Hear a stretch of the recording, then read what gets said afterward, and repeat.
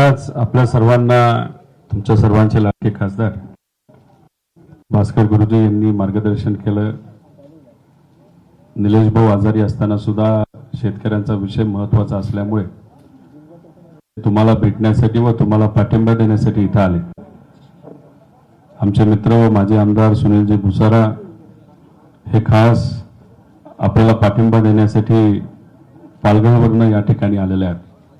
त्याच्याचबरोबर आपल्याला नेहमीच मार्गदर्शन करणारे व आपल्या प्रश्नासाठी लढणारे जयदत्त काका असतील, दत्ताभाऊ पाटील असतील, माणिकरावजी शिंदे असतील, शिवा आप्पा असतील, ललित भाऊ दरेकर सर असतील, गुणवंतभाऊ होळकर असतील, डॉक्टर असतील व त्याच्याचबरोबर सोनियाताई होळकर असतील व सर्वच मान्यवर व त्याच्याचबरोबर सामाजिक कार्यकर्ते, पत्रकार, शेतकरी बंधू आणि भगिनींनो, मी काय भाषण करणार नाही.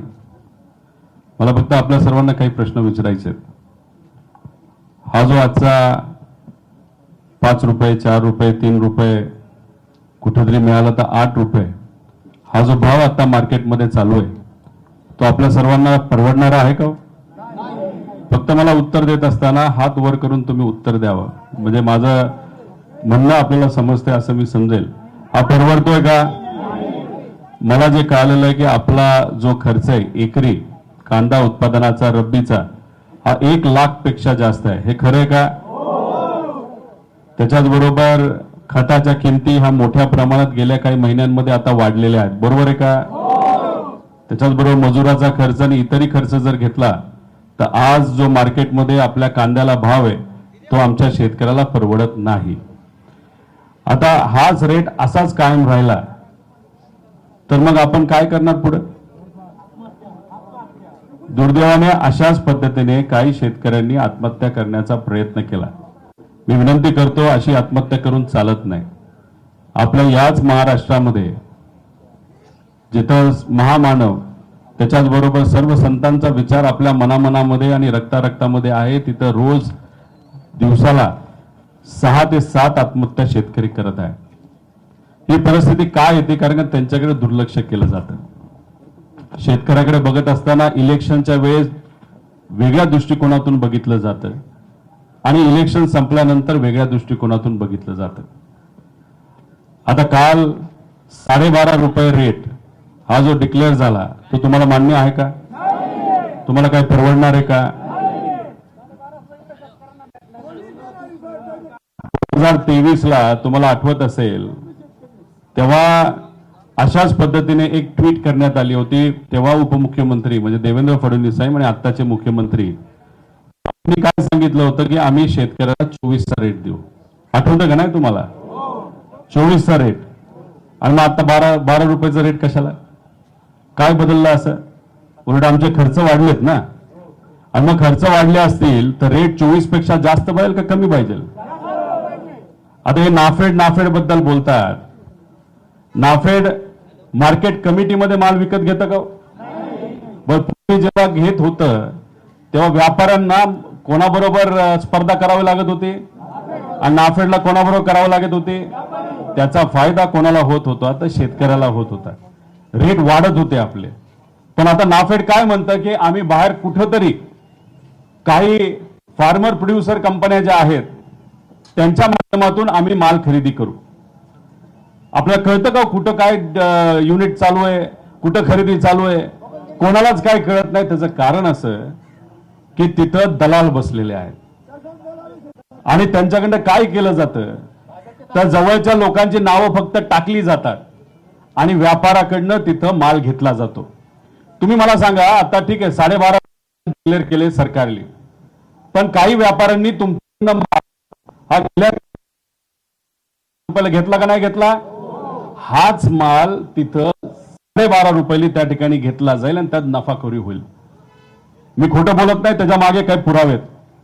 तुम्ही ऐकलं असेल या जिल्ह्यामध्ये एक माणूस खूप फेमस झालाय नजीकच्या काळामध्ये. कोण? अशीच एखादी नाफेडची खरेदी केंद्र कोणाच्या मालकीत माहिती का? खरातच्या नावाली होतं आणि त्यात त्यांनी पैसा खाल्ला, पैसा काढला. तुम्हाला मिळाला का? त्यामुळे हा जो लढा आहे तो आपल्या सर्वांसाठी लढण्यासाठी अतिशय महत्वाचा आहे. आम्ही इथं काय राजकारण करण्यासाठी आलो नाही. इलेक्शन आहे का कुठलं आता? कुठलंच इलेक्शन नाही. पण इथं कशासाठी आलोय? तुमच्यासाठी आलेलो आहे. का तुमच्यासाठी आलेलो आहे? कारण का हे जे उत्पादन आहे, जे काय रब्बीचा कांदा आता मार्केटमध्ये आलाय, त्याला जर तुम्हाला भाव नाही मिळाला तर तुमच्या मुलांना शिक्षण घेण्यासाठी अडचणी येणार आहेत. तुमची जी मुलं आता कॉलेजमध्ये असतील, मुली कॉलेजमध्ये असतील, त्यांची फी देण्यासाठी तुम्हाला अडचण येणार आहे. येणारं जे पीक असेल ते पीक घ्यायला जो तुम्हाला तिथं पैसे लागतात ते आज तुमच्या हातामध्ये नसल्यामुळे पुढचं वर्ष आमचं कसं जाईल हा जो प्रश्न तुम्हाला त्याचं उत्तर देण्यासाठी आपण इथं आलेलो आहे. जे काय छोटे मोठे खर्च आहेत, जो काय तुम्ही पैसा हा व्याजावर घेतला असेल, बँकेकडनं घेतला असेल, जो भरायला आज तुम्हाला अडचण येते, तो कुठं भरण्यासाठी हातभार लागावा यासाठी आम्ही इथं आलेलो आहोत. आणि त्यासाठी हा संघर्ष तुमच्या आणि आपल्या सर्वांसाठी अतिशय महत्वाचा आहे. जे आज सत्तेत आहेत त्यांचं तुमच्याशी आज काही घेणं देणं नाही. त्याचं कारण आज इलेक्शनच नाही. 2024च्या इलेक्शन आधी तुम्ही 24 बोलता आणि आज सहज म्हणता 12.5. काल बोलत असताना त्यांनी काय सांगितलं? उत्पादन वाढलंय.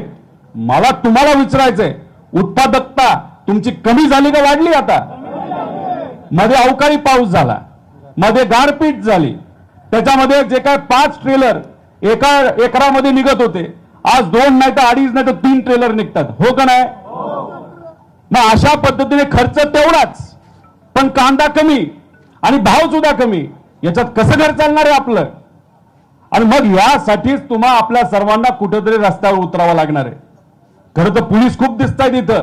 त्यांना असं वाटलं आम्ही आंदोलन नाही तर रस्ता रोको करणार आहे. आज नाही करणार, पण 6 दिवसानंतर मात्र त्या ठिकाणी 100% करणार. आणि दिल्लीला जाणारी जी वाहनं आहेत, कुठं करायचं? कुठं करायचं? जर पुढच्या 6 ते 7 दिवसामध्ये आमच्या शेतकऱ्याला 24 पेक्षा जास्त दर जर सरकारकडनं जाहीर झाला नाही, त्याच्याच बरोबर ज्या शेतकऱ्यांनी आतापर्यंत कांदा दिलाय त्यांच्यासाठी आंदोलन त्यासाठी जर अनुदान हे सरकारकडनं दिलं गेलं नाही आणि आमच्या शेतकऱ्याला महत्व देऊन त्यांचं म्हणणं जर ऐकलं गेलं नाही, तर मग पुढच्या 7 दिवसामध्ये 26 तारखेला सकाळी 9 वाजता दिल्लीला जाणारा ज्या काय कुठल्या गाड्या असतील आम्ही 100% तिथं थांबवणार. त्याचं कारण असं, महाराष्ट्र कधी दिल्ली समोर झुकत नाही. त्यामुळे फोन तुम्ही केला, हे केलं, फक्त ट्विट टाकून होत नसतं. ट्विटमुळे आमचं पोट भरणार नाही. खऱ्या अर्थाने आम्हा सर्वांना तुम्हाला निर्णय द्यावा लागेल. मला असं कळलं होतं की 9 महिन्यापूर्वी शेतकऱ्याच्या हितासाठी एक कमिटी केली होती. त्या कमिटीचा अध्यक्ष कोण? तर रंगीबिरंगे गॉगल घालणारा आणि कपडे घालणारा. काय नाव? पाशा पटेल. काय त्याला कळतं का शेतकऱ्याच्या बद्दल? म्हणजे माझ्या मतदारसंघामध्ये आला होता, काय काय बरळलं मला माहितीये. महिलांबद्दल काय बोलला आणि काय, म्हणजे असा माणसाला तुम्ही जबाबदारी दिली. म्हणजे तुम्हाला जर माणसांचीच ओळख नसेल तर शेतकऱ्याला आज काय अडचणी आहेत हे तुम्हाला कशा ओळखीच्या येणार आहेत? नाही तर अडचणी कशा समजणार आहेत? 9 महिने झाले अजूनपर्यंत रिपोर्ट नाही आला. त्या माणसाला हेच माहित नाही की कांदा मार्केटमध्ये कधी येतो. खरं तर मार्केटमध्ये कांदा यायच्या आधी कुठेतरी सरकारकडनं निर्णय घ्यायला पाहिजे होता आणि दुर्दैवाने आज तो निर्णय तिथं घेतला गेला नाही. आणि सरकार काय म्हणते? तिकडे कुठेतरी वॉर चाललंय. तुम्हाला एक सांगतो, हे जे तेल आहे ना, तेल जे सरकार घेऊ शकत नाही, त्याला जर कोण जबाबदार असेल तर त्याला फक्त आणि फक्त हे सरकार जबाबदार आहे. हे इराणला वॉर चाललंय, अमेरिका असं करते, त्याव करते आणि आपल्याला माल मिळत नाही, नाही तर तेल मिळत नाही, म्हणून डिझेल आणि पेट्रोल आपल्याला मिळत नाही. पूर्वीपासून इराण हा आपला मित्र देश राहिलेला आहे. तसंच आपलं खालचा जो श्रीलंका आहे तो मित्र देश आहे. त्याच्याच बरोबर आपला बांगलादेश हा मित्र देश आहे. पण या देशांबरोबर आपण चांगलं नातं ठेवलंच नाही. फक्त मिठी मारून होत नसतं. अडचणीच्या काळामध्ये त्या देशाला मदत करावी लागते. इराण अनेक वर्ष आपला चांगला मित्र असताना शेतकऱ्याची भारतातली केळी इराणला मोठ्या प्रमाणात जात होती. त्याच्याच बरोबर साखर मोठ्या प्रमाणात जात होती. शेतकऱ्यांनी उत्पादन केलेल्या बऱ्याच गोष्टी या इराणला जायच्या, म्हणून शेतकऱ्याला आपल्याला कशी मदत करत होता? तर स्वस्तात तेल आपल्याला देत होता. अमेरिकेवर झुकायचं म्हणून, अमेरिकेचं ऐकायचं म्हणून, इस्रायलचं ऐकायचं म्हणून तुम्ही इराण बरोबर तिथं पंगा घेतला. इराण बरोबर तुम्ही तुमचं नातं खराब केलं आणि आज आपल्या देशाला इराण तेल आलेली आहे. त्यामुळे ही अडचण कुणी किती काय सांगितलं तर कोणामुळे आली असेल तर सरकारचे देशांबरोबर जे चुकीचं धोरण आहे त्यामुळे ही अडचण आलेली आहे. आणि त्या अडचणीचा फटका आता कांदा उत्पादक शेतकऱ्याला सुद्धा मिळायला लागलेला आहे, बसायला लागलेला आहे. आज आपल्याकडनं जे काही कंटेनर कांद्याचे जायचे आज जाऊ शकत नाही. पण दुसऱ्या बाजूला आपण बघितलं तर रस्त्याच्या मार्गाने इजिप्त वगैरे वगैरे त्या भागातून जो कांदा आहे तो मात्र UAE नाही तर दुबईला त्या ठिकाणी चालू आहे. अहो पाकिस्तानच्या तुम्ही लढता, आम्ही लढतो, आम्ही तुमच्या बरोबर आहोत. पाकिस्तानच्या त्या ठिकाणी कांद्याच्या बाबतीत जे काही निर्णय घेतले तिथं उत्पादन कांद्याचं वाढले. पण आपल्या या देशामध्ये काय झालं तर ह्या देशामध्ये एक्सपोर्टचं धोरण कांद्याचं नीट नसल्यामुळे आज एक उद्या दुसरं याच्यामुळे या जगातला सगळ्यात जास्त निर्यात करणारा कांद्याचा देश म्हणून आपल्याला ओळखलं जायचं. सगळ्यात मोठ्या प्रमाणात जर एक्सपोर्ट कुठून केलं जात असेल, निर्यात केली जात असेल तर आपल्या महाराष्ट्रातून केली जात होती. आणि हे फालतू धोरण केल्यामुळे बंद चालू केल्यामुळे आज आपल्याकडनं कांदा घेणारे देश ते दुर्दैवाने कांदा तिथं घेत नाहीत. आणि काही देशांमध्ये कांद्याचं उत्पादन सुरू झालं. श्रीलंकेत कांद्याचं उत्पादन सुरू झालं आणि मग आज आपल्या सर्वांना तिथं अडचण येते. मला तुम्ही सांगा, तुमच्या घरामध्ये कर्ता व्यक्ती असेल तर त्या घरामध्ये ज्या घडामोडी होतात त्याला जबाबदार कोण? तुम्ही ना. कर्ता व्यक्तीच का नाही? मग आता तुम्ही जेव्हा मतदान करता, आपण जेव्हा मतदान करतो, जेव्हा या राज्यात आणि देशात जेव्हा सरकार येतं तेव्हा या देशाची पालकत्व करण्याची जबाबदारी कोणाची? मतदारांची का सरकारची? सरकारची का मतदारांची? मागच्यांना मी विचारतोय. सहज काय म्हणतात? पेट्रोल घालू नका, गाडीत फिरू नका, डिझेल करू नका, सोनं घेऊ नका. अहो जबाबदारी तुमची आहे. जशी जबाबदारी तुमची आम्हाला तेल देण्याची आहे, जशी जबाबदारी तुमची आम्हाला पेट्रोल डिझेल देण्याची, तसंच आज आमचा कांद्याचा जो प्रश्न आहे आम्हाला नका सांगू एक्सपोर्ट होत नाही म्हणून अडचण आली. आम्हाला एवढंच सांगा आम्हाला भाव किती देता. बाकी आम्हाला काहीच ऐकायचं नाही, कारण सरकार तुमची आणि तुमची जबाबदारी आम्हाला सगळ्यांना मदत करायची. आणि हाच प्रश्न आपल्याला सरकारला करायचा आहे. आणि याला जर उत्तर त्या ठिकाणी नाही आलं तर मग काय करायचं? अरे 4-5 लोक बोलून होत नसतं. तुम्हाला सांगतो इलेक्शन नाहीये आणि हे आम्ही राजकारणासाठी करत नाही.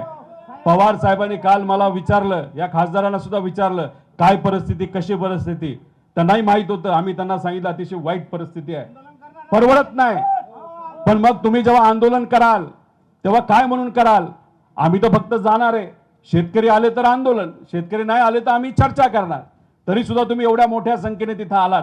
आता इलेक्शन नसताना सुद्धा जर आपण सर्वजण तुमच्यासाठी रस्त्यावर उतरायला तयार आहे तर मग 26 तारखेला सकाळी 9 वाजता तोपर्यंत जर सरकारने तुमच्या बाबतीत योग्य असा निर्णय घेतला नाही तर काय करायचं? एवढा कमी आवाज मग असा असेल तर तुमच्या अडचणी तुमच्या अडचणी मग सुटणार नाही. मला एवढंच आहे, इथं असणाऱ्या लोकांनी बोलू नये, मागच्यांनी सांगावं आंदोलन 26 तारखेला सकाळी 9 वाजता करायचं का नाही करायचं? करायचं का नाही करायचं? सरकार आपलं ऐकणार नाही. जोपर्यंत तुम्ही रस्त्यावर उतरणार नाही तोपर्यंत तुम्हाला भाव मिळणार नाही. आणि जोपर्यंत तुम्हाला भाव मिळणार नाही तोपर्यंत तुमचं घर चालणार नाही. जर तुम्ही शांत बसला तर सरकार तुमच्याकडे दुर्लक्ष करणार. त्यांना काही घेणं देणं नाही. त्यांचं मत एवढंच आहे, 29ला बघू काय करायचं. अरे 29 पर्यंत आमचा शेतकरी जगला तर पाहिजे. आणि मग जगायचं असेल तर मग लढावं लागेल. आणि मग लढाईची तयारी असेल तर 26 तारखेची घोषणा या सर्व नेत्यांच्या आणि तुमच्या सर्वांच्या उपस्थितीमध्ये आम्ही इथं करू का? पण तुमचा पाठिंबा असेल तर 26 तारखेला 9 वाजता चांदवडला त्या ठिकाणी आम्ही एकत्रित येणार आहे. चांदवडला 9 वाजता नॅशनल हायवे अडवायला. नक्की का? एकदा हात वर करून जोरात सांगा नक्की. मग जर शेतकऱ्यांनी ठरवलं तर मग किती अहंकारी लोक नाही तर सत्ता असली नाही तर सत्ताधारी असले तर त्यांना जमिनीवर आणल्याशिवाय आमचा मराठी शेतकरी त्या ठिकाणी थांबणार नाही असा विश्वास या ठिकाणी करतो. आणि फक्त शेतकऱ्याचा प्रश्न असं समजून चालणार नाही. जे मजूर आहेत, शेतकऱ्याच्या हातामध्ये पैसाच नाही आला तर मजुरांना आपण पैसा काय देणार आहे? त्यामुळे मजुरांना आणि तिथं असणाऱ्या व्यापाऱ्यांना सुद्धा सांगा. जसं मगाशी एक उदाहरण दिलं गेलं की शेतकऱ्याच्या हातात पैसाच नसेल तर व्यापाऱ्याच्या हातात पैसा येणार नाही, तर टोटल ग्रामीण अर्थव्यवस्थाच आपली मोठ्या प्रमाणात अडचणीत येणार आहे. त्यामुळे मग या मीडिया समोर मी सांगतो, या सर्व नेत्यांच्या पाठिंब्याने या ठिकाणी सांगतो की 26 तारखेला, या महिन्याच्या 26 तारखेला सकाळी 9 वाजता कुठं? चांदवडला आम्ही सर्वजण तिथे उपस्थित राहणार आहोत आणि त्या तारखेपर्यंत सरकारकडनं जर शेतकऱ्याच्या मागण्या कांद्याच्या बाबतीत या मान्य केल्या गेल्या नाही तर मग आम्ही मराठी माणसं दिल्लीला झुकवल्याशिवाय त्या ठिकाणी राहणार नाही. दिल्लीचा हायवे हा आम्ही थांबवल्याशिवाय राहणार नाही. आणि आम्ही हे उद्या करणार असं म्हणत नाही. सरकारकडे अजून आठवड्याभराचा वेळ आहे. त्यामुळे सरकारने अजून सुद्धा या गोष्टीची नोंद घ्यावी. आम्हाला तुम्ही क्रेडिट देऊ नका, क्रेडिट तुम्ही घ्या, पण आमच्या शेतकऱ्याला न्याय द्या. शेतकऱ्याला भाव तुम्ही त्या ठिकाणी द्या आणि ते देतील अशी अपेक्षा आपण सर्वजण करू. आणि जर नसेल केली तर मग 26 तारखेला सकाळी 9 वाजता कुठं भेटायचं सर? मग भेटूया चांदवडला 26 तारखेला सकाळी 9 वाजता.